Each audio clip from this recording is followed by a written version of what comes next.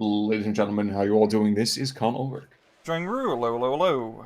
And folks, giving you some more Warno today. Indeed, we are actually over here on Geisa with Division 1 play of the Warno League. Rang, who do we have? What are they bringing? Left hand side in the blue, we have Phoenix TV, which you should definitely check out his Twitch channel. He's quite active in the Warno streaming. He's playing the 3rd Armor Division. And on the right hand side in the red, we have ourselves a Hippie playing the 79th Guards Tank Corps or Division. So third armored, of course, that means we're going to have tons of M4 Shermans, maybe a couple of Jumbos, maybe a Rhino or two, right? Like, what's going on with these? Yeah. It's good that it's always consistent that they add 3rd Armored. You know, from a timeline consistency, yeah, I think it's actually really kind of cool. But obviously, of course, very, very different than what we have seen in the previous war. Now, of course, we have, both super early CPs. Interesting decision there. But both sides bringing in tons and tons of tanks, right? Indeed, it will be the tank-on-tank battle, both sides having the top tier super heavies. It's a pretty decent map for that, as there's quite a lot of open ground for him to take advantage of. So we'll see who can come out on top in the tank engagement. Yeah, we do have some shock rolls being brought in early, but some OSAs on the other side. So, air game. Just while they're setting up over here, I know both sides, a lot less air than we maybe have seen last time, but air quality, what's that look like for both these divisions? It's pretty good. I mean, MiG-31s and F-15s, top tier fighters. Yeah, honestly, both divisions are really bloody good in terms of actual equipment. You're getting the best of the best. And seeing our first order engagement down south, BTR-80s and some infantry catching some Americans out in the open. That's true, but at the same time, I see M150s were firing some toes across the way going after the BTRs as they were going from southeast to northwest here. And indeed, looking at the recon troops, I actually like the fact that recon troops now aren't just, oh, we're gonna find one thing and get shot. Like these are generally kind of almost viable squads. Yeah, and also having like some RPGs helps out as well compared to SD2. That's true. That is true. Second command sector over here being seized over here in Hotel by a command vehicle, and might see some action over here on the northern side. Engineers starting to engage these Razveticas. Yeah.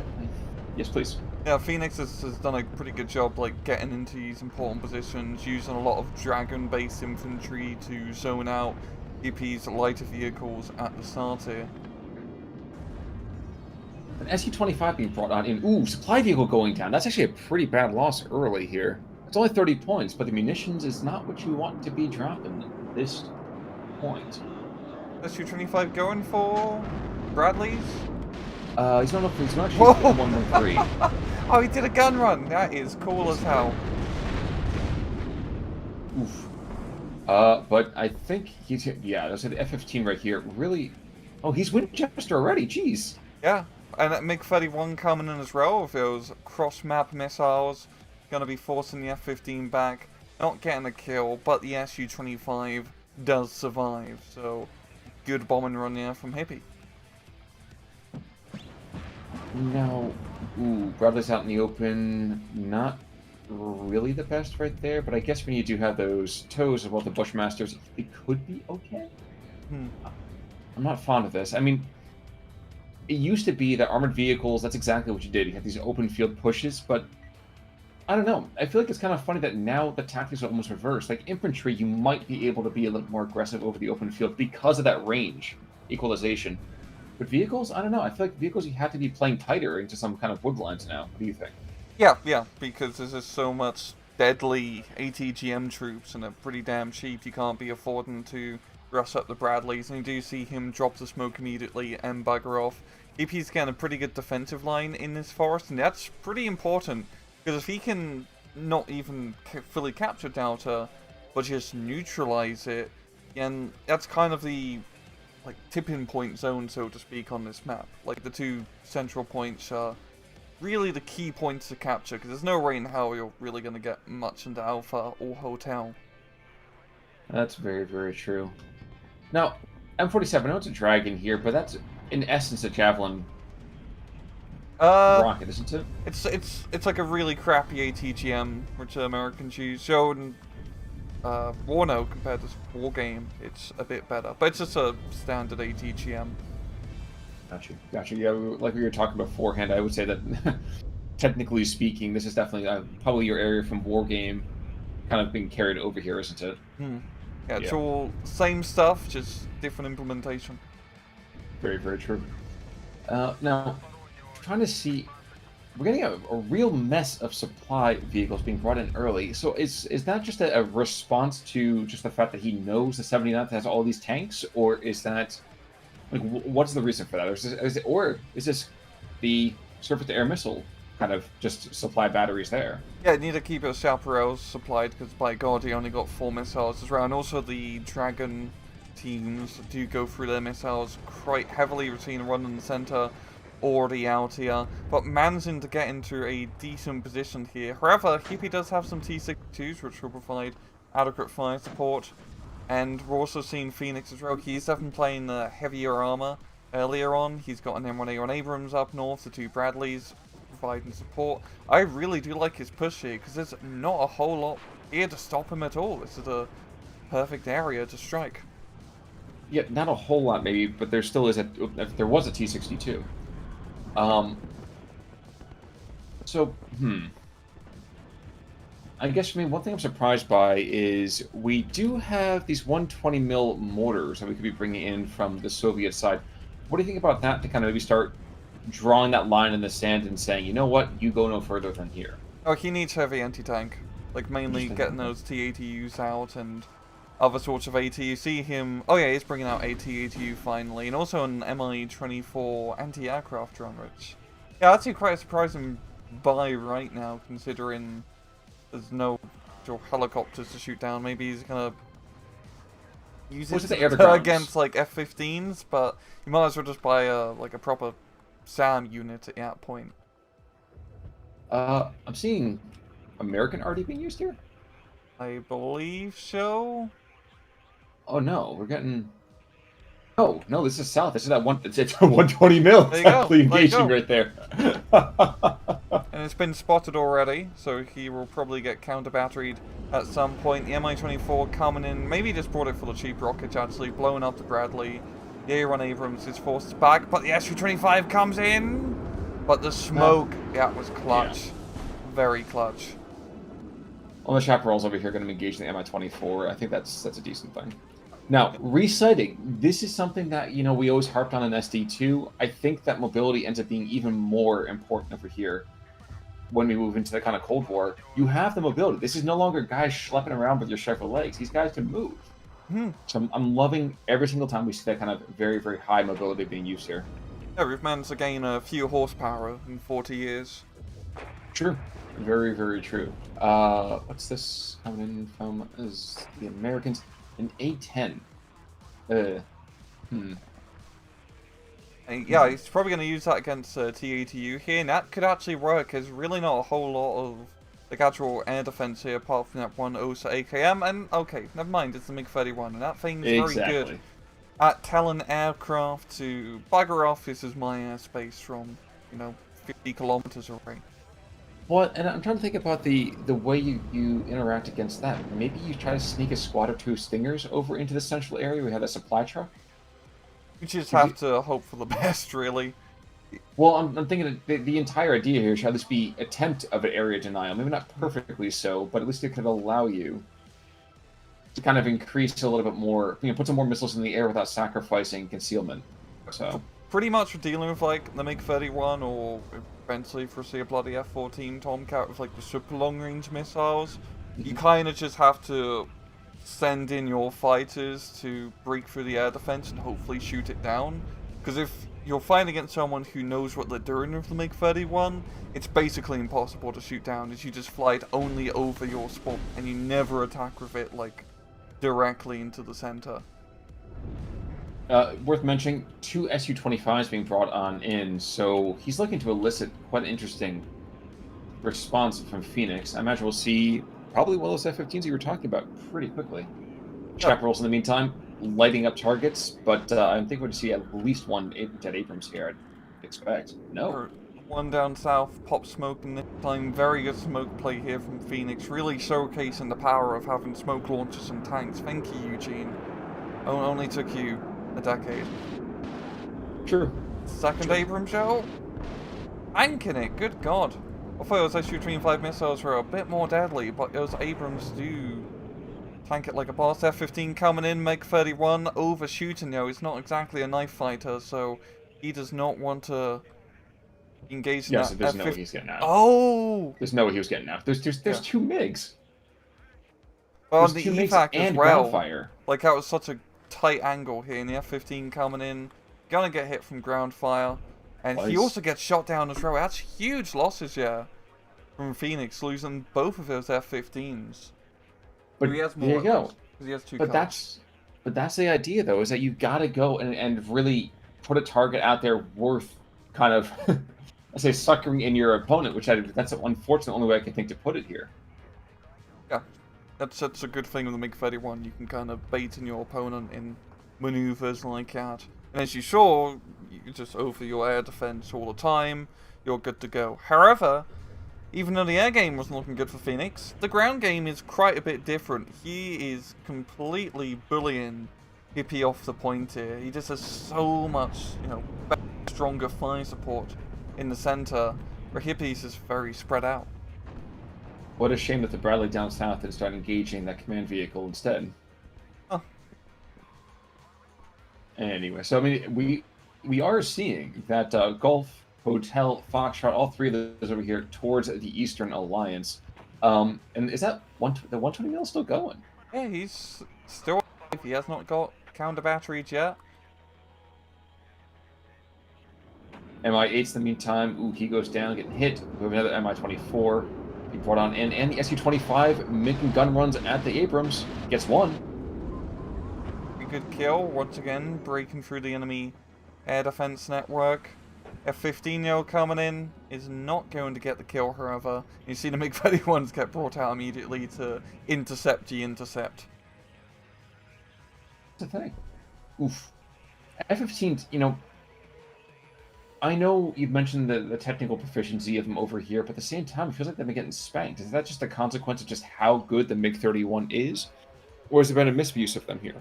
Yeah, if you have two MiG-31s, they can pretty much knock out most individual planes, just because you have so many missiles at such long range. It's it's a hard thing to counter MiG-31s if your opponent knows what they're doing. However, once again, it's not really mattering too much here for Phoenix. He loses a tank or two, but he's gaining tremendous territory. And the thing is once you capture Gulf, and he's pretty much captured at this point, it's kind of hard to lose. It's a very easy defensible position, and there's a lot of open ground between you and your opponent. Worth mentioning that he did chase off the command vehicle there, as you just mentioned. And I think he's probably going to bring one in over here to pick up Delta. Do we see a second one, perhaps? No, but we see the F4 Phantom being brought in. Okay. He's going air to ground on this. He's going for the rock eyes on the OSA, and I don't know that it's going to be a great prognosis long term, but there's potential to pick him up. The MiG-31s may still be on reload. Kill the CV, but he does lose the F4. I don't think it was really a worthwhile trade, especially considering that wasn't on a point. And the MiG-31's coming in a little bit too late here. Oh, never mind, they're coming in to intercept the intercept. Intercept. The Western Air Force has been getting absolutely slaughtered today. Yeah. I mean, he's lost 3 of his 4 F-15s already, and a F4 Phantom as well. So, not looking good. It seems like for Hippie, it's really going to come down to how he uses his SU-25s. He's invested so much in the airplay. I mean, he still doesn't have a whole lot of ground game available to him. He really needs to start picking off his high-value target, his M1A1 Abrams, and other things as well, for him to actually have a chance to get back into Gulf. Well, there wasn't just a tow squad that was firing a tow at a T-80U, but then apparently that tow almost tried to find its way back home when its target popped smoke. I actually don't think I've seen the boomerang tow before. Chaparral engaged in the SU-25. Damages it quite a bit. He's going to be kind of heading for home. I get the feeling that SU-25 its lack of, let's say, really, really strong speed ends up being a bit of a bonus. Because at that point, your first thought is, okay, I am not able to go very fast. So either I'm in my final attack run before I get, before I really kind of, how do I put this? Either I get in my final attack run because I know all the ground cover is gone, or I am able to pull out because I see there's so much ground fire there. I It don't know. does give you reaction time. Just as long as, Oof. you know, you don't get shot down Command by snipe. missiles. Oh! Oh! He actually made it! That was Huh. lovely. That is sneaky, and he's, like, almost out of fuel as well, so job on the ACAF, really being an assault cavalry force here. That's going to force another CV from Hippie. I'm guessing he's going to have to redirect something up north to try and deal with the ACAF. You That can see it. legitimately was a beautiful play. That's the main thing, just forcing Hippie to spend another 100 points on not frontline units. But that may not sound like a lot, but it does add up over time. Well, the other thing here, too, is, let's see, 1, 2... He's got, okay, so potential 4 here. He's got 1 on the field already, so he's got 3 more at most. Which, like you said, it's still possible. It is. And you can see that he's been called in right now. He's looking to go pick this up, get eyes on with the MI-8, get drops with the Su-25, and then bring in that command vehicle immediately. But not to be caught out. He's swinging around that middle position there. Interesting. And he does get eyes on. If he had 14, but never mind. But still, his middle position is not looking great here for Hippie. I mean, it's just a decent defense line here of all those ACAV troops. Nothing super heavy, but it's a lot of stuff you have to slowly pick on through. I do like currently how Hippie is maneuvering down south here to try to get a good like flanking angle of attack into Delta and Gulf. I would like to say the the M1 with the ACAF, sorry. I always want to go by the full designation. He did take out the MI8. Oh, damn. So, yeah. He's being a real pain in the ass here. Yeah. Now he's buying a Hind as well as another M8 to really pick us off. You know what Su-25 is? You know, he's sniffing around, waiting for chance to strike. But now he's got bored and just gonna tonight her out of existence. I don't know, the chappies might be able to take him. Not likely, but it's possible. I just have to kind of go and say how much of a BS that is. Yeah, 50% static accuracy. I feel like it should be better than that, but I understand. Wait! He might lose an MI-24 to this, too! Odd. It's stunned. He's gonna go and almost... He's lost a second one. He's gonna lose a third one as well. The MI-8 has no munitions. This ACAF and the command vehicle is still there too. Okay, I'm not sure the range is still in this. That. Oh my the God, recoilless rifle is 1400. So yeah, you knew where I was out going of with range. that. But And he's out of fuel too. His engineers and Dragon Show slowly making the range to the point, realizing that northern flank is completely barren. Yeah, BRD M2 may have some unwanted capture sooner rather than later. Ooh, MiG-27 making some small runs here. Unfortunately, he's just trying to engage infantry. Yeah, and he's not going to be able to get anything because, yeah, as I recall, Chaparral is not a radar unit. So there's nothing really to see. Actually, the entirety of Phoenix's anti-aircraft tab is siege-proof. There's no radar unit at all. And the ACAV has just run out of gas. So, Dragon, in the meantime, gonna pick up that command vehicle. Here it comes. Oh, okay, never mind. Oh, he books it. Smoking the Bandit now. He's on the run. Despite having no vehicle, despite having no fuel, he's able to rotate on the spot. That's just the guys outside jumping out and pushing it. But here he goes. T-62 comes on in and ruins the fun. I'll get a bailout there, but another sneaky pickup. So, command vehicle in the south at a T-80U. You know, we are seeing, I'm not going to say a hefty chunk, but a decent amount of some recon vehicles, excuse me, recon troops to the southwest of what is that over here, still Gulf, right below Delta. Might be seeing a push east, But he doesn't know right now that those ground-to-ground missiles over here, those Metis and the BMPs, that's still kind of that's an uphill battle. Yeah, well, he really does need some supplies on that little southern force here, which I believe he is bringing in now. Because then they can actually force back any pushes here. But so far, Hippie is doing a decent job of regaining the points at least to neutralize it. I mean, the actual score is pretty much even Stevens. But the map control is definitely in Phoenix's control. He's has potential to put havoc on Hotel. He still has a good chunk in Gulf, like he could recapture Gulf and just neutralize the point. So this is still, in Phoenix's court. Yeah, and indeed, I think we're going to see that happen here because actually the command vehicle being brought west to east, the top side over here of Gulf. So he's at least looking to force more investment, let's say, from the Eastern Alliance. And he definitely has, like, the nice thing with 3rd Armoured compared to 79th is your infantry is more beefier. You have larger infantry squads and frankly some pretty good runs as you can just spam the dudes with the Dragon ATGMs, especially on a map like this with a lot of open areas. Oh, F-15's coming in. Gets in behind the MiGs now. There we go. That's what he needs to do. Oof, one down. One down? Well, because both the MiG-31s are actually engaging the Weasel. But the A-10's coming in as well. Oh, this is like an Ace Combat mission here. Oh, he does not finish off the MiG-31. He does pick off WARNO, and that's still pretty big. Because 2 MiG-31s is terrifying. 1 MiG-31's kind of just an annoyance. It's survivable, right? Yeah. Just due to the missile accuracy, it's much less likely for 1 MiG-31 to shoot you completely out the sky before you get him.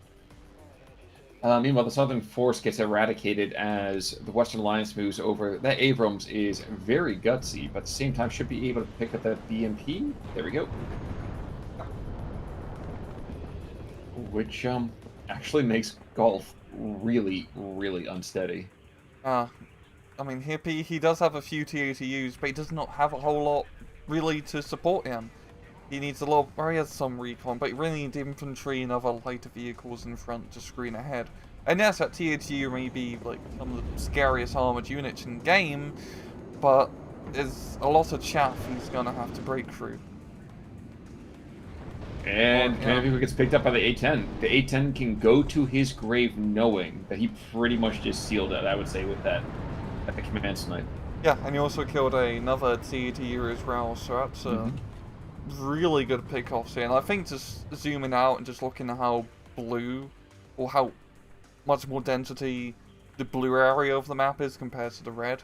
Like, Hippie barely has really anything here to hold. He's invested into heavy artillery pieces, which will help out quite a bit to route guys out in Gulf. He just has nothing to actually push into Gulf.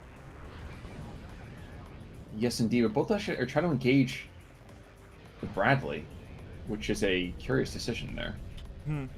There's just a huge wave of American armored pushing through. Yes, it is. And the Abrams, one by one, being supported by M2A2s.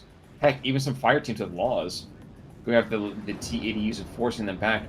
And, ooh, 225. This could bear fruit. Okay, I said this could bear fruit, but just as I say that, no bueno, no dice. Oh, it's just more target. It's a overwhelming amount of targets here which Hippie has to deal with.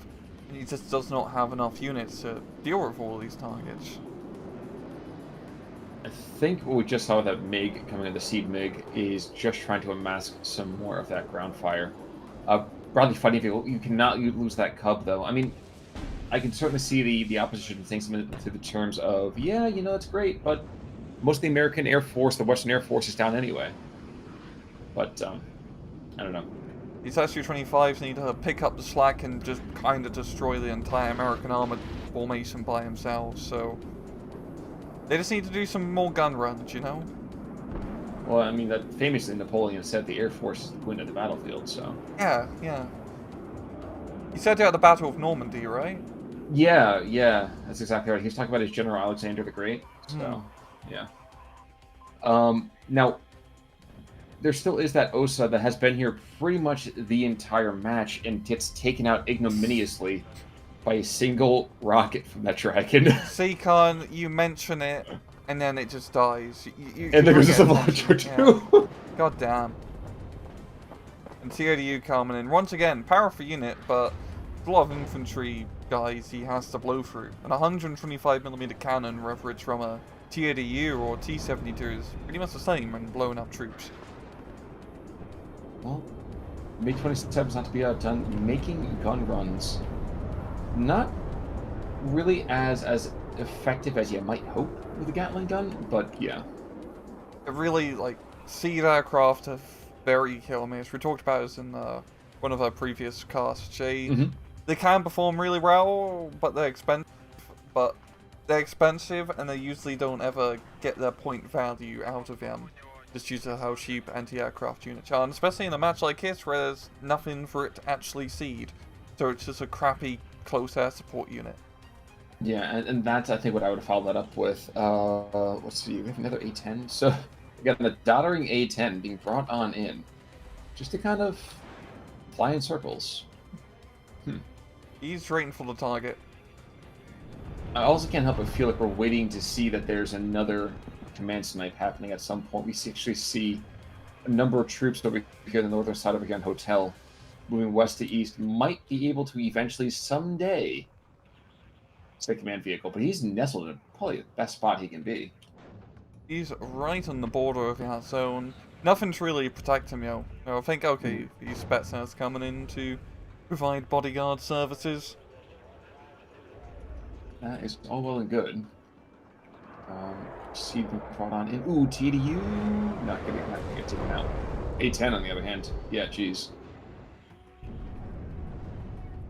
That was cinematic. It was. It's like a bloody War Thunder air battle. Just both go head to head. And actually, for the first time in the entire match, you see Apaches and the AH-64s. So, I know there's been some conversation here and there that Gatlings and autocannons on helicopters need a little bit of touching up here, but there is something so purely cinematic about watching an Apache or a Hind or something just start throwing out rockets with reckless abandon at the ground. It is just it. I'm not going to say stirring, because that's the wrong message, but it's really, really impressive to watch. And they're bloody good as well. I can tell you, compared to Wargame Red Dragon, I would say helicopter rockets definitely feel much more scarier. Like, they can blow up tanks if you shoot them enough now. Which is pretty fair. It's a bunch of rockets coming at you from up above. It's not exactly an ideal situation to be in. True. True. And if nothing else, for the older crowd out there, it just might make you think about Armor Alley, which is that wonderful little game you actually get to play as an Apache. That's besides the point. And you know, just going back to what you said before, look at how much blue there is. Even if you realize that a lot of this is anti-air and a lot of this is supply vehicles, and heck, some of these are guys who don't even have a whole lot of viable weaponry. It's just very, very depressing to kind of have to worry about. Yeah, it definitely feels like a match where it became a battle of quantity over quality, and as we see, quantity, just as usual, usually wins out. And yeah, SU-25 getting shot down here, because Phoenix managed to pretty much pepper his front line with cheap, well, reasonably priced IFVs, cheap infantry, cheap recon, which just made it a pain for Hippie to actually contest with, especially once you get into close quarters battles. Which is kind of crazy when you think about it, because usually it's the Soviet lives that are rather cheap, but here in this case it's the Americans, so... Yeah. That's one problem, really, with Soviets in this game. The infantry, well, Model Strike infantry, aren't as good, whereas also pretty historically accurate compared to the Western forces. You really need to rely on using cheap flight support, like BMPs and Hinds and all of that. But instead, he kind of invested heavily in, well, super heavies later on. And these super heavies, these TOTUs, have just not really been paying themselves off, it feels like. Absolutely correct there. No, but you're absolutely right. I mean, this is still the time of the contract Nikki, if you're lucky, but most of these guys are just conscripts. Yeah, most of the infantry were poorly trained conscripts. And from all over the actual Soviet Union. Yes, sir? Yeah, I remember reading a book about, like, Soviet military stuff, and usually Soviet conscripts, like, the squad leader would be the only one in the squad who could read the bloody map. And he would, like, kind of guard you. and everyone had a very specialized role. Like the RPG guy only knew how to really use the RPG, so if he went down, no one else had like basic training on how to use the RPG. Well, as you may know, in Western doctrine, there's a little bit of cross overlap between specializations, which increases effectiveness. True. True is very, very accurate here. Unfortunately, I'm not like those chaparrals who are just throw. There we go. That MiG-27 dies just before the final bell rings, and we're seeing what amounts to about the standard kind of a KD here. Yeah, I'd say it's the standard 2,000 limit we'd expect for a 1v1 here. And looking at the kills, the American side, apart from that ACAV, I'm not seeing anything super crazy. Oh, that 1H Abrams, frankly shot down, or shot up 2 Cubs. And a Bradley's rare, actually. Okay, there's some decent runs here. But the funny thing is, if you look at it, it wasn't so much that there were necessarily huge numbers of stars, like the SU-25 over here, getting Marchinov doing a rather decent job. All of them had very valuable kills, let's put it that way. Now we had, like, for example, the ACAV that went behind to kill that command vehicle and put pressure. Well done, Ayubkin? Ayubkan? But put in that time and effort to kind of get behind the lines and kill a command vehicle, and I think that really did snowball a lot of the later success that was seen, well, by our good friend Phoenix TV. Yeah, it was like hundreds of points wasted. Like helicopters and the CV blown up, opportunity cost as well. That ACAV unit was MVP of this battle. True. But you know what? Hippie, I think, had him on the ropes early on. Definitely had the Air Force really locked down and tight. Just unfortunately was not able to parlay that into an advantage on the ground. Just did not get that infantry momentum to really contest the Gulf Delta area. But any final thoughts there, sir? No. Well, folks, in that case, then, come back on Thursday, check out some more WARNO. I think we got some more Division 1 play. Indeed. But until that day, I'm Conn Ulrich. I'm Rangru. Take it easy.